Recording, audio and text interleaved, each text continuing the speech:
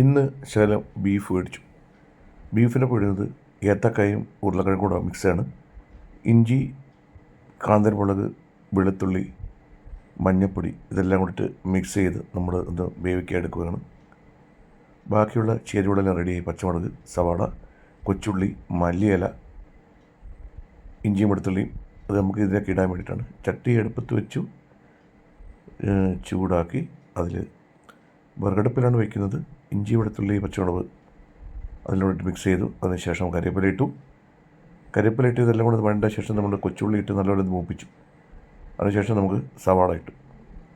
ഈ സവാളയും നല്ലപോലെ വഴണ്ടതിന് ശേഷം നമ്മൾ വേവിച്ച് വെച്ചിരിക്കുന്ന ബീഫും ഏത്തക്കായും ഉരുളക്കിഴങ്ങും കൂടെ അത് മിക്സ് ചെയ്തു. പിന്നെ മല്ലിപ്പൊടി, മുളക് പൊടി, മഞ്ഞൾപ്പൊടി ഇതെല്ലാം കൂടെ ഒന്ന് മിക്സ് ചെയ്തു.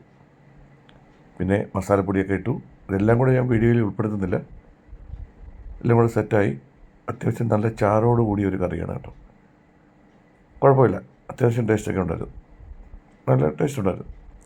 അതിനുശേഷം നല്ല തിളച്ചതിന് ശേഷം നല്ല മല്ലിയിലയും കൂടി ഇട്ട് നമ്മൾ ബീഫ് കറി റെഡിയാക്കി. പിന്നുള്ള നല്ല ഒന്നാം തരം വെണ്ണ കണക്കിരിക്കുന്ന കപ്പയാണ് കേട്ടോ. നല്ല കിടുക്കാച്ചി കപ്പ കണ്ട കളർ കണ്ട. അപ്പം അച്ഛനിന്ന് ചോറിൻ്റെ കൂടെ ചോറ്, ബീഫ് കറി, കപ്പ. അപ്പോൾ ഓക്കെ, കഴിക്കാം. ഉരുളക്കിഴങ്ങ്, ബീഫും ഉരുളക്കിഴങ്ങും ഏത്തക്ക എല്ലാം കൂടി ഇട്ടാണ്. ഏത്തക്ക ഇട്ടിട്ടുണ്ട്. വേറെ കൂട്ടാനൊന്നും പറ്റില്ല. കപ്പയും ബീഫും ചോറും മാത്രമേ ഉള്ളൂ. അങ്ങനെ ഇന്ന് ഇതിൻ്റെ ചാപ്പാട് കപ്പയും, നല്ല സൂപ്പർ കപ്പയാണ്, നല്ല വെന്ത കപ്പയാണ്. കപ്പയും ബീഫിനകത്ത് ഉരുളക്കിഴങ്ങ്, പിന്നെ അതുപോലെ ഏത്തയ്ക്ക ഇതെല്ലാം കൂടി ഇട്ട്. കാരണം അച്ഛന് ഈ കഷ്ണങ്ങൾ തോന്നെ കഴിക്കത്തില്ല ബീഫിൻ്റെ ഒന്നും. അപ്പോൾ ഇതും കൂടെ ഉരുളക്കിഴങ്ങും ഏത്തക്ക കൂടി ഇടുമ്പോൾ നല്ല ടേസ്റ്റാണ്. അതുകൊണ്ടാണ് ഞാൻ അതിട്ട് ചെയ്തത്. എടുത്ത് കഴിക്കുകയാണ് ബീഫിൻ്റെയൊക്കെ ചെറുതായിട്ട്.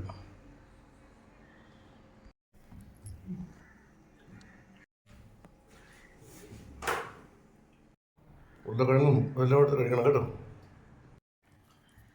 കണ്ണിൻ്റെയൊക്കെ അത് മാറി, അച്ഛൻ്റെ കണ്ണിൻ്റെ മാറി. ഇപ്പം കൂട്ടം കൊള്ളാമോ അച്ഛാ? അച്ഛാ പാട്ട് പാടാത്തിരുന്നു. എല്ലാവരും പറഞ്ഞ അച്ഛൻ എന്താണ് പാട്ട് പാടാത്തിരുന്നു. ഇന്നത്തെ ദിവസം ഇതിനായിട്ട് വീഡിയോ ഒക്കെ രണ്ടവന്മാർ കമൻറ്റ് ചെയ്തിരിക്കുന്നുണ്ട്. അതൊക്കെ പറയേണ്ട ആവശ്യമില്ലെന്ന് ഞാൻ പറയുന്നേ ഉള്ളൂ. അച്ഛൻ്റെയൊക്കെ ബന്ധുക്കളെ കാണിക്കാനുള്ള എൻ്റെ ഇതാണെന്ന്. എൻ്റെ ഇഷ്ടത്തിന് ഞാൻ ഇടുന്ന വീഡിയോയാണ്.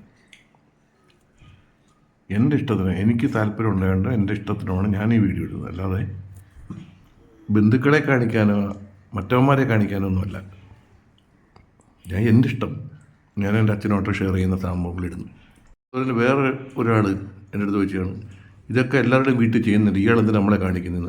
കാണിക്കുന്നതെന്ന് വെച്ച് കഴിഞ്ഞാൽ എൻ്റെ ഫോണ്, എൻ്റെ വീട്, എൻ്റെ അച്ഛൻ്റെ വീഡിയോ ഞാൻ എടുത്തിട്ടുണ്ട്. നിങ്ങൾക്ക് എന്തിനാണ് തന്നെ അനാവശ്യം ആഭാസത്തരമൊന്നുമല്ലല്ലോ ഞാൻ കാണിക്കുന്നത്. എൻ്റെ അച്ഛൻ ആഹാരം വെച്ച് കൊടുക്കുന്നില്ലേ ഞാൻ കാണിക്കുന്നത്. അതിലെനിക്ക് ഒരു കുറവുമില്ല. എനിക്ക് സന്തോഷമേ ഉള്ളൂ കേട്ടോ. ഈ വീഡിയോ കൊണ്ട് 10 പേർക്കെങ്കിലും സ്വന്തന്മാരോടും തള്ളമാരോടും സ്നേഹം തോന്നുമെങ്കിലേ അതത്ര നല്ലത്.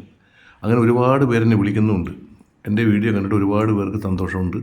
ഒരുപാട് പേർ അച്ഛനും അമ്മ അവരിതുപോലെ നോക്കുന്നുണ്ട്. അവർ പറയുന്നുണ്ട് കേട്ടോ. ഈ തന്തയും തള്ളയും നോക്കാതെ അവരെ എടുത്തിട്ട് അടിക്കുന്നവന്മാരൊക്കെയാണ് ഇങ്ങനെയുള്ള ഡയലോഗ് അടിക്കുന്നത്. അപ്പം നിൻ്റെയൊക്കെ സ്വഭാവം എനിക്ക് മനസ്സിലായി. നീയൊക്കെ ഇത് ഇട്ടപ്പോഴേ മനസ്സിലായില്ലേ? ഞാൻ എൻ്റെ ഇഷ്ടത്തിനാണ് ഞാൻ വീഡിയോ ഇടുന്നത് കേട്ടോ. താല്പര്യമുള്ള കണ്ടാൽ മതി. ഇല്ല ചാ പിന്നെ അവൻ പറഞ്ഞേക്കുന്നതാണ്, ഇവൻ ഈ വീഡിയോ ഇടുന്നത് ഇവൻ ഷൂട്ടിങ്ങിന് പോകുമ്പോൾ ഷൂട്ടിങ്ങിന് പോകുമ്പോൾ എൻ്റെ അച്ഛനെ വൃത്തിയായി നോക്കാൻ പറ്റുന്ന കാര്യങ്ങളിൽ ഏൽപ്പിച്ചിട്ടാണ് ഞാൻ പോകുന്നത്.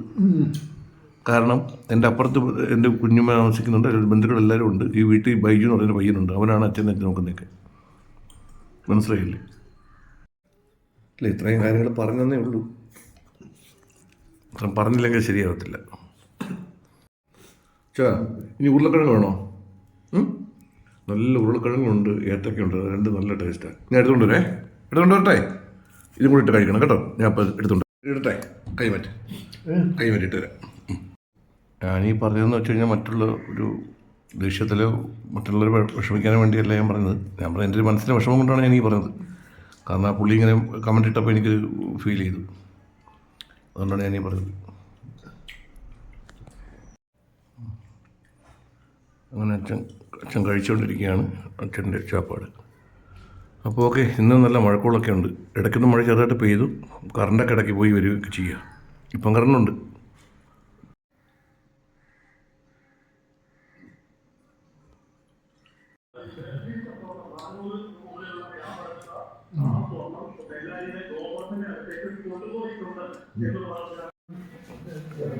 ഞാൻ അച്ഛൻ്റെ ചോറൊക്കെ കഴിഞ്ഞു. കൈ കഴിട്ടോ കേട്ടോ, അവിടെ കഴിയും. കയ്യെ കഴിയുക. വെള്ളം കൂടെ കുടിച്ചോട്ടെ. ആ വെള്ളം കുടിക്ക്. ശകലം വെള്ളം കുടിക്ക്. അച്ഛൻ വെള്ളം കുടിക്കാൻ വെള്ളം കുടിക്കുന്നില്ല.